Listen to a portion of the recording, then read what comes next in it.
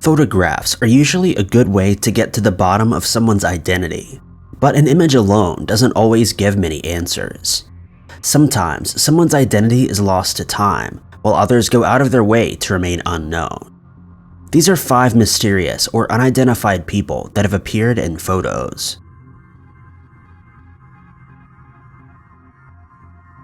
Number 5.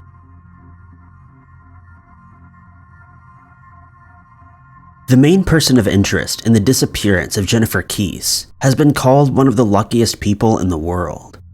Jennifer was reported missing after she failed to show up for work on January 26, 2006. Nothing seemed out of the ordinary the day before, and she spoke to her parents and her boyfriend on the phone throughout the day. Both her parents and her boyfriend tried to call her after her work reported her missing, but each time the phone went straight to voicemail. The apartment complex where Jennifer lived was still being built, and workmen were installing carpets in the condo opposite Jennifer's when her parents arrived to investigate. There was nothing out of place in her apartment, and police suspected she may have been taken either on the way to her car, which was also missing, or on the way to work. Police had few leads until a few days later when Jennifer's car was found parked outside a different apartment complex about a mile away. There was little to go on inside the car. Jennifer's purse, phone, and iPod were still missing, but there was CCTV monitoring the outside of the complex. Unfortunately, the camera was programmed to take a picture every 3 seconds. It captured 2 images of the person suspected of delivering Jennifer's car, but in both pictures, their face was obscured by a fence post. Even with the help of the FBI, little could be deduced about the suspect from the images. The only thing they could determine was that the suspect was between 5'3" and 5'5" tall. The case quickly went cold, and for more than 13 years there was no progress until an investigator hired by Jennifer's parents found a witness report that had been overlooked. A witness told police in 2006 that she'd witnessed something strange at Lake Fisher in Orange County the day Jennifer disappeared. The private investigator tracked down the witness in 2019, who told him she'd seen a man driving a pickup truck to the lake, dumping an 8-foot piece of rolled-up carpet into the lake. After the discovery, police searched the lake but found nothing. However, the investigator hopes to search again. If the carpet can be found and matched to the one removed from the apartment opposite Jennifer's on the day of the disappearance, the case could be cracked. Number 4.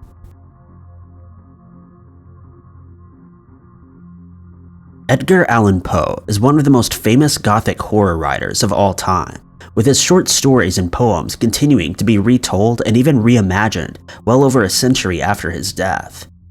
His life itself has captured the imagination of many a writer, and he's featured as a fictional character in multiple films and TV shows.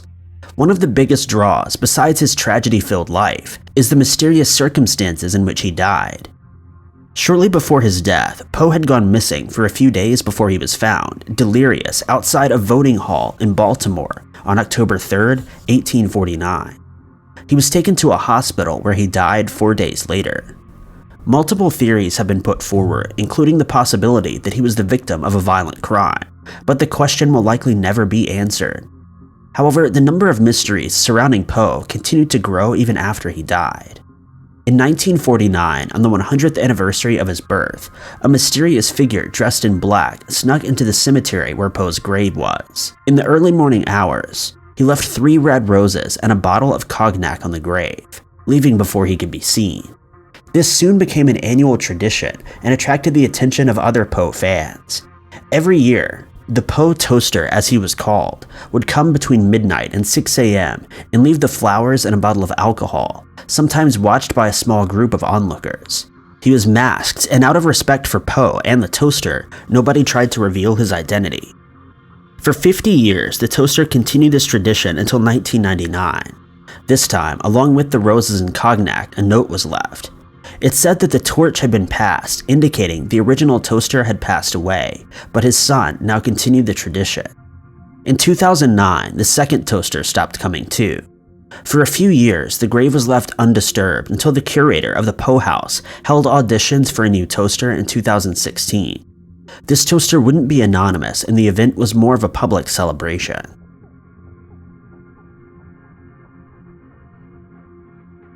Number 3. It seems fitting that a town called Tombstone would have a resident ghost in its graveyard. The town was once on America's western frontier, and it was the spirit of the American Wild West. It was here that the infamous gunfight of the OK Corral took place between outlaws and police. 3 of the outlaws were killed and buried at Boot Hill Cemetery. The name Boot Hill itself has a grisly story. It allegedly indicates most of the people buried there died in their boots, meaning they met a violent or unnatural death. However, Boot Hill wasn't called this at the time, and it wouldn't get this name until the 1920s. One of the outlaws killed was a man named Billy Clanton, who was around 19 years old when he died. His brother, Ike Clanton, was also involved, but survived and lived until the age of 40. He was killed in a shootout in 1887 and was buried in an unmarked grave in Eagar, Arizona. One of the Clanton family descendants, a man named Terry Ike Clanton, searched the area for his ancestor's body in 1996. The remains of Ike Clanton were found in a shallow grave, and he was moved to Tombstone to rest beside his brother. Terry Ike Clanton later became an actor and author, primarily focusing on the tales of his famous relatives' lives. It's somewhat unsurprising that Clanton captured a photo alleged to show the Boot Hill Cemetery ghost. Clanton and a friend visited the cemetery in 1996. His friend dressed in 1800s era clothing, and Clanton took a black and white image of him posing in the graveyard. Unbeknownst to them, they weren't alone. Looking back on the photo, they could clearly make out another person in the back of the shot. Not only the man's upper body could be seen, but the shape of a face and a hat suggests that it's not a trick of the light. Upon seeing the stranger, Clanton and 2 friends tried to recreate the image, with the second friend standing where this stranger would have been, but in each photo, the friend's lower body is clearly visible. Some have suggested the ghost is sitting up from his grave to investigate the photo shoot, while skeptics have said this man is on his knees or a mannequin dummy. For now, the stranger remains unidentified.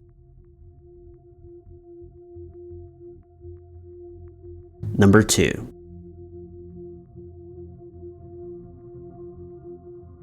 World War I was a turning point in human history.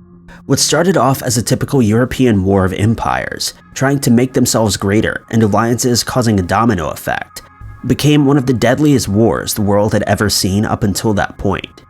It changed the way many Europeans saw war and impacted the balance of power across the world. Around 20 million soldiers who fought in the war would never come home. Many of their bodies were never identified and were buried on or near the battlefields where they lost their lives.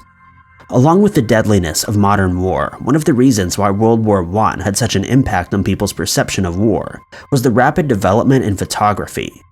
While earlier wars had been photographed, World War I was the first time cameras were small enough to be carried without hindering the photographer. Many countries involved in the fight, particularly Great Britain, sent official photographers to document the war. It was supposed to be a propaganda technique to show how Great Britain's soldiers really were, but managed to capture something more terrifying than civilians had ever seen before. Thousands of photos were taken, and many of the subjects never survived to see the end of the war. Technology at the time made it nearly impossible for photographers to label their images at the time that they were taken, leaving many of the subjects nameless and unidentified for centuries afterwards. The original caption read, "A Boche prisoner, wounded and muddy, coming in on the 13th.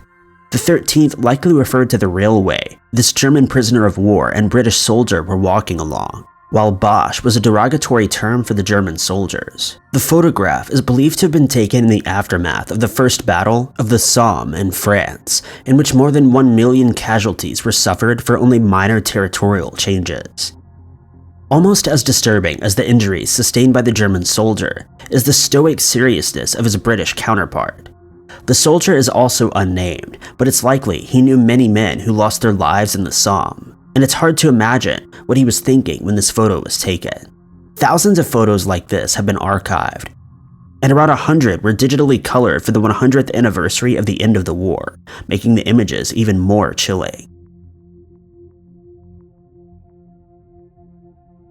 Number 1. On June 16, 2009, the body of a man in his 60s, dressed with his underpants over his swimming shorts, washed up on Ross's Point Beach in Sligo, Ireland. Police immediately set about identifying him, but the more they uncovered, the stranger he became.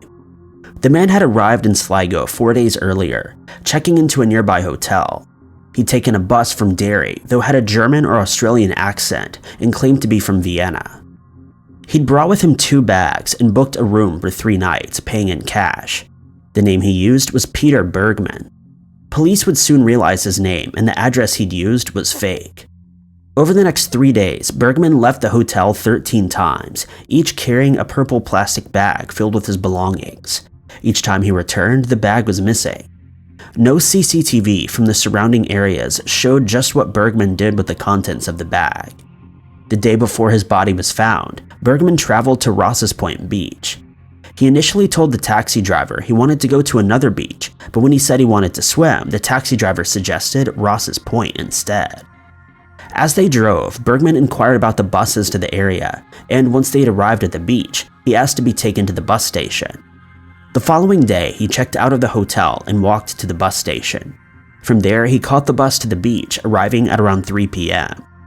Over the next 9 hours, he was seen by multiple beachgoers, either walking at the water's edge or sitting on the beach. He wasn't dressed for the beach, wearing a black jacket, jumper, and trousers rolled up to his knees. He was wearing none of these clothes when he was found just a few hours later. Instead, he was found with the underpants swim shorts combination and a navy blue t-shirt.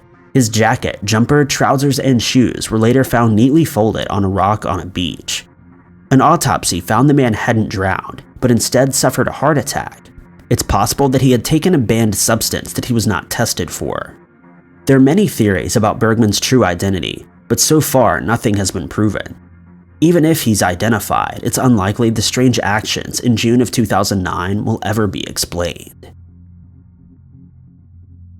Thank you guys so much for watching. If you like this video, be sure to click that like button. Also, don't forget to subscribe and click that notification bell to keep up to date with all of our future uploads. But I've been Ty Knotts, and I'll catch you guys in the next video.